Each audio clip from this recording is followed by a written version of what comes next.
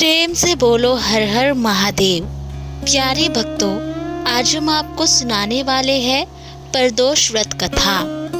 प्रदोष व्रत भगवान शिव को समर्पित होता है और यह त्रयोदशी तिथि को रखा जाता है। और आज प्रदोष व्रत है और आज हम आपको प्रदोष व्रत की एक प्राचीन कथा सुनाने वाले हैं। कृपया इस कथा को ध्यान से सुने, बीच में ना छोड़े। प्राचीन काल में एक गरीब पुजारी हुआ करता था और उस पुजारी की मृत्यु के बाद उसकी विधवा पत्नी अपने भरण पोषण के लिए अपने पुत्र को साथ लेकर भीख मांगती हुई शाम तक घर वापस आती थी। और एक दिन उसकी मुलाकात विदर्भ देश के राजकुमार से हुई, जो अपने पिता की मृत्यु के बाद दर दर भटकने लगा था। और उसकी यह हालत पुजारी की पत्नी से देखी नहीं गई और वह उस राजकुमार को अपने साथ अपने घर ले आई और पुत्र जैसा व्यवहार करने लगी। एक दिन पुजारी की पत्नी अपने साथ दोनों पुत्रों को सांडिल्य ऋषि के आश्रम ले गई और वहां उसने ऋषि से भगवान शिव जी के प्रदोष व्रत की कथा एवं विधि सुनी तथा घर जाकर वह प्रदोष व्रत करने लगी। और एक बार दोनों बालक वन में घूम रहे थे। उनमें से पुजारी का बेटा तो घर लौट गया, परंतु राजकुमार वन में ही रह गया। और उस राजकुमार ने गंधर्व कन्याओं को क्रीड़ा करते हुए देखा तो उनसे बात करने लगा और उस कन्या का नाम अंशुमति था।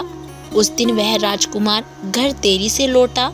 राजकुमार दूसरे दिन फिर से उसी जगह पहुंचा जहां अंशुमति अपने माता पिता से बात कर रही थी। तभी अंशुमति के माता पिता ने उस राजकुमार को पहचान लिया तथा उससे कहा कि आप तो विदर्भ नगर के राजकुमार हो, आपका नाम धर्मगुप्त है। अंशुमति के माता पिता को वह राजकुमार पसंद आया और उन्होंने कहा कि भगवान शिव जी की कृपा से हम अपनी पुत्री का विवाह आपसे करना चाहते हैं, क्या आप इस विवाह के लिए तैयार हैं? राजकुमार ने भी अपनी स्वीकृति दे दी और उन दोनों का विवाह संपन्न हुआ। बाद में राजकुमार ने गंधर्व की विशाल सेना के साथ विदर्भ पर हमला किया और घमासान युद्ध करके विजय प्राप्त की।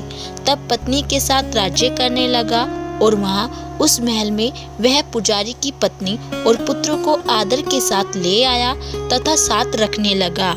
और पुजारी की पत्नी तथा पुत्र के सभी दुख व दरिद्रता दूर हो गई और वे सुख से अपना जीवन व्यतीत करने लगे। एक दिन अंशुमति ने राजकुमार से इन सभी बातों के पीछे का कारण और रहस्य पूछा।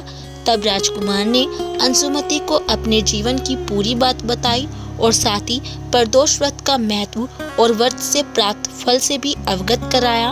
और उसी दिन से प्रदोष व्रत की प्रतिष्ठा व महत्व बढ़ गया तथा मान्यता अनुसार लोग यह व्रत करने लगे।